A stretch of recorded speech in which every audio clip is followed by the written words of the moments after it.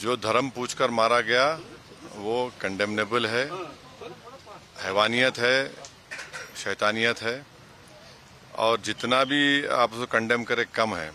और जिन परिवार जो आज बचे हुए हैं वो तो ज़िंदगी भर के लिए उनके ऊपर एक ज़ख़म रहेगा वो, क्योंकि उनको अलहदा करके ख़वातीन को, महिलाओं को, बच्चों को, मर्द लोगों को, मेल लोगों को अलग करके मारना, ये ख़ुद एक बहुत बड़ा जुर्म भी है। और उनकी मेमोरीज पूरे ख़त्म हो गए। और फिर एक 6 दिन पुरानी दुल्हन के सामने उसके पति को सर पे गोली मार देना, 2 महीने पुरानी एक पत्नी और पति आए उनको गोली मारना।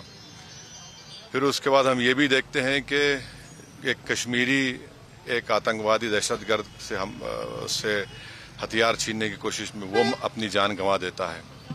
हम ये भी देखते हैं कि कश्मीरी लोग सयाह को, टूरिस्ट को बचाने के लिए किसी कोई कंधे पे उठा रहा है, कोई मासूम बच्चे को उठा रहा है।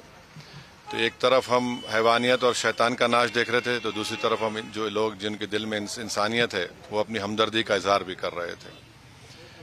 और ये बात बिल्कुल सही है कि हमारे पड़ोसी मुल्क पाकिस्तान से ये दहशतगर्द आए और उन्होंने ये बदनुमा और बदतरीन वाक़या यहाँ पर अंजाम दिया। और दूसरी बात यह है कि हम उम्मीद करते हैं कि हमारे मुल्क की हुकूमत एक मौसर तरीक़े से इस दहशतगर्दी को और इस मुल्क में जो दहशतगर्दों को पनाह दी जा रही है, उनकी मदद की जा रही है, उसको एक ठोस इक़दाम उस पर करेगी।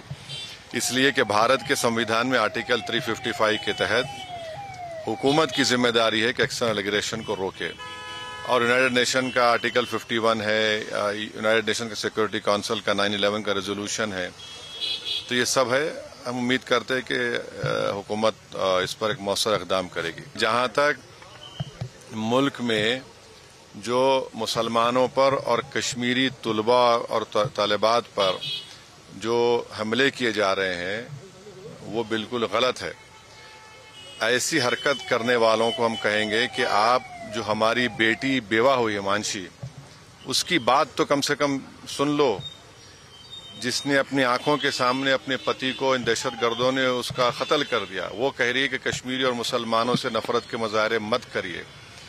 तो ये वक्त हमको एक होकर पाकिस्तान और पाकिस्तान स्पॉन्सर्ड टेररिज्म को शिकस्त देने के लिए ये बहुत ज़रूरी है कि हम उनका जो मंशा था ये कि यहाँ पर नफरत पैदा की जाए दोनों मज़ाहिब में, समुदाय में, उसको नाकाम करें।